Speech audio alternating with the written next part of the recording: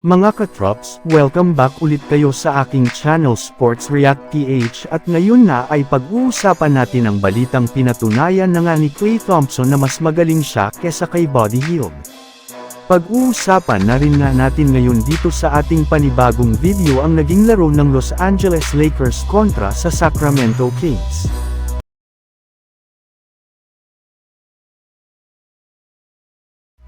Hindi nga kagaya ng mga nagdaang buwan, mas relax na nga po ngayon si Klay Thompson sa Dallas Mavericks kumpara last season at mas madami na nga siyang nagagawa sa kanilang mga laban.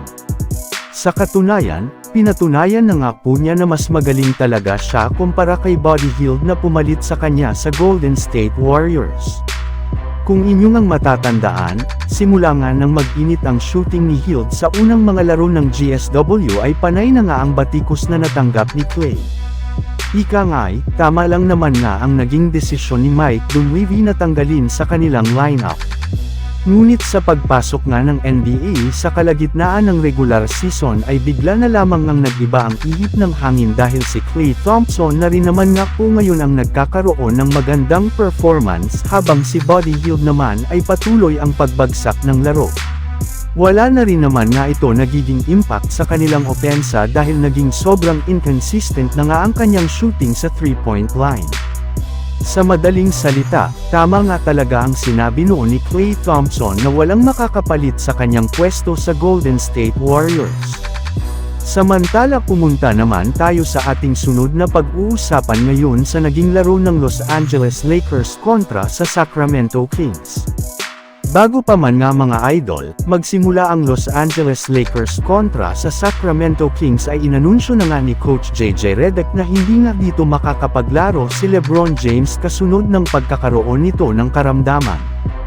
Mabuti na lang at meron na rin naman ngang dumating na rest back ang kanilang team ngayong araw sa pagbabalik na ni D'Angelo Russell na tuluyan nang naka-recover sa kanyang natamong injury.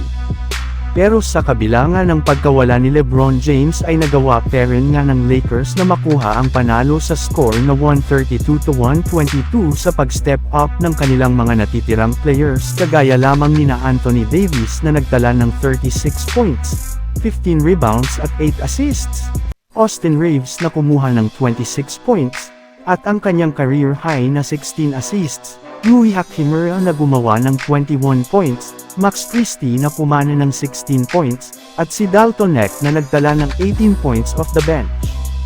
Kaya dahil nga sa kanilang pagkapanalo ay tuluyan na nga po nilang nawalis ang Sacramento Kings sa kanilang regular season series sa pagkakaroon nila dito ng record na 4 wins at 0 losses. So yun lang nga mga katrops ang handog ko sa inyong storya ngayong araw. Sana nag-enjoy kayo. Please like and subscribe my YouTube channel Sports React PH para sa iba pang storya at update patungkol sa NBA. Kita-kits muli sa ating susunod na video.